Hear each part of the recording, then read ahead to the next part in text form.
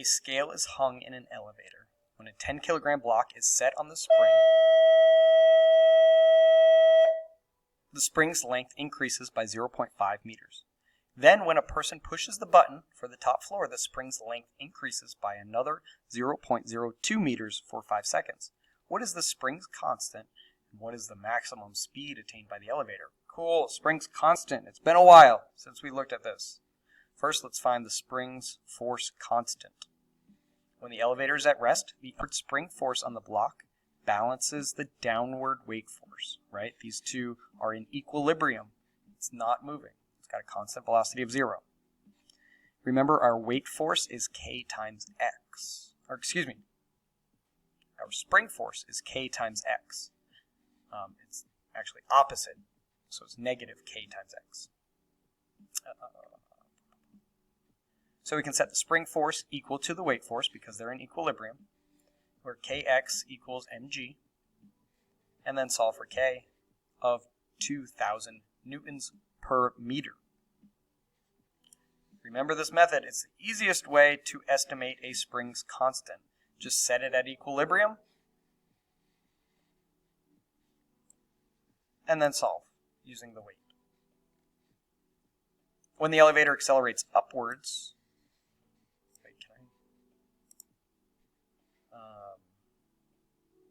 the spring stretches and the spring force increases. So we can write a Newton's second law equation to solve for acceleration. Up, these two are going in the same direction, so that's our positive. And then minus mg, stuff that makes it go minus stuff that holds it back. The new stretch of the spring is 0.07. Solving for acceleration, we get 4 meters per second squared. Since the spring has an extra stretch for 5 seconds, the 4 meters per second squared acceleration lasts for 5 seconds. So we can find the speed attained by the elevator using one of our kinematic equations. In this case, the velocity is a function of time.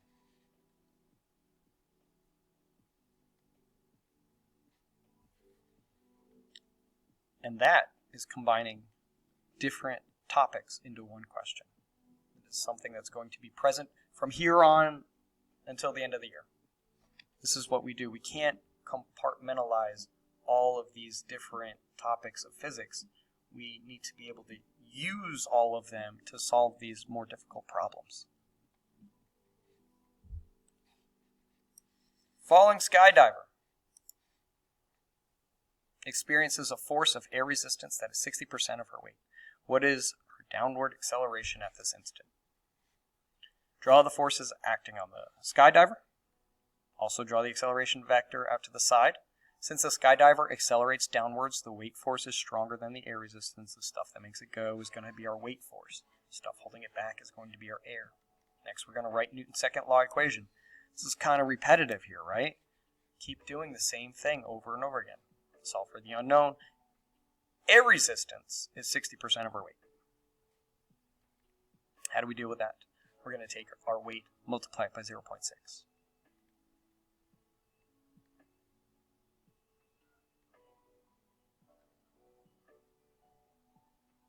Acceleration is 4 meters per second squared. Before we do anything with forces, we need to find the acceleration using a motion equation. Oh wait, this is a different problem. I'm sorry, I read a skydiver. Different problem. Let's read it. Falling 50 kilogram skydiver has a downward velocity of 40 meters per second. When the skydiver's parachute is deployed, the skydiver needs to slow down to 10 meters per second over a distance of 25 meters. What is the tension in the cord attached to the parachute while the skydiver slows down? Before we do anything with forces, we need to first find the acceleration using a motion equation. There's no mention of time, so we're going to use the no time equation. We have a starting velocity, we have an ending velocity, and we have a distance. So this will be nice and easy. Acceleration is negative because the acceleration upward is the opposite of the velocity, which is downwards. So we are slowing down. Hopefully, when our parachute deploys, we slow down. Now we will use forces to find the tension. Step 1, free body diagram. We have weight down and tension up. The acceleration is up because the skydiver is moving down but decreasing speed. I would say of this whole problem, that is probably the most difficult thing that we need to look at. Skydiver is actually moving downwards, but the net acceleration is going upwards. It has to be going upwards because he's slowing down. Or she's slowing down. Or they are slowing down. Step 2 and 3, Newton's second law equation. Ft minus mg equals ma. Note that this is 4 times the skydiver's weight, so the parachute cord needs to be very strong. Finney, that's it. Let's do some test your understanding.